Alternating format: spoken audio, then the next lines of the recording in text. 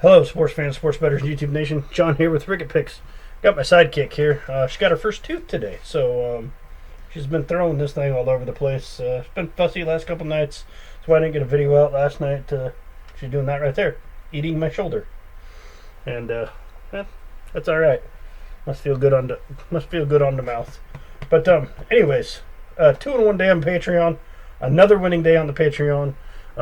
Getting back on track there, and I'm happy about it. 5 of 6 days now, I think, winning. It's either 5 of 6 or 4 or 5. I got to go back and check that out. But anyways, just happy. 3 days in a row. Couldn't be happier over there. Had Drake to get the job done again. They did. They got it done late. A little nervous, but they did end up doing it. And then I had Monmouth in the first half over Canisius, and they took care of business. Was ahead by 14 after the first half, and that made the pick good. Had the Brooklyn Nets over Memphis, minus the 4.5. There we go. And they didn't get the job done. A couple, Kyrie and some, decided they weren't going to play. Here, have this, please. And, when you make the pick at night, that's how it goes. So they took it to overtime, had a chance, but still 2-in-1 day. Free YouTube play dropped.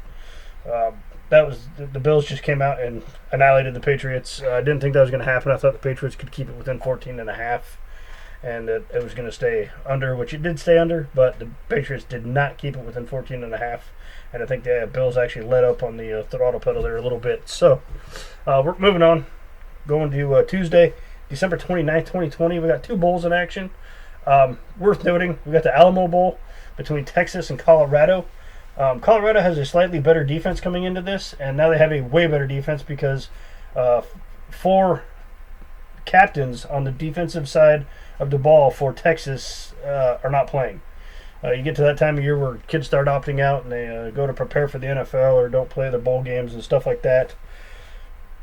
It does have a small kickdown effect on college teams because you've been playing with each other all year, and now you're standing there next to a guy you don't know his tendencies, you don't know what he's got. He's been there in practice with you, but it's still new on the field in the battle. You're going to battle with a different battle buddy, if you will. If there's any military guys out there, battle buddies. You're going to battle with a different battle buddy, and there's a lot of nuances there that you got to get used to. Texas is coming in. Their last game, they beat Kansas State 69-31. Finished season 6-3. Colorado finished season 4-1. Colorado likes to run the ball.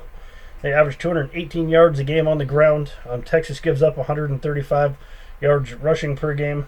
Like I said, Colorado's defense is a little better. 220 in the air and 156 on the ground to Texas's 274 through the air and 135 on the ground. What Texas has going for them in this one, I think, slightly is, they like to pass the ball, and Colorado, they'll let them pass the ball a little bit. They'll let them run the ball. They average 274 yards of offense through the air and 183 yards of offense on the ground. Colorado's defense is allowing 156 rushing yards per game. So Texas is going to have no problem moving the ball on offense. It's can their defense slow Colorado down enough to cover the spread or even win the game. So I'm going to go with a simple 7-point teaser. It's $62 to win 50, $65 to win 50, depending on where you get it and what you get it at. But the first leg of this teaser, we're going to go Texas, tease them down to a pick 'em. So all they have to do is win the game. And then we're going to go to the other bowl, which is going on in Florida. It's worth noting that the Alamo Bowl, Texas is basically the home team there. So if there is a crowd allowed in, it's going to be mostly Texas fans, and they're gonna have a small advantage there. Crowds haven't really been a factor. And then you got the Camping World Bowl in Orlando, Florida, and who's playing in that? Oh, the Miami Hurricanes. They're going to be the home team, basically, over Oklahoma State. Oklahoma State comes into this game. They're 7-3 on the season, ranked 21st in the nation. Miami's ranked 18th at 8-2. Hubbard runs the ball down everyone's throat for Oklahoma State. He's done it his whole career. This year he's got 133 carries, 625 yards on the ground, like 5 touchdowns. So they're kind of more of a balanced offense this year, you could say. They averaged 427 yards a game, 233 through the air, 194 on the ground. yards allowed, 365.7 per game to Miami's 407.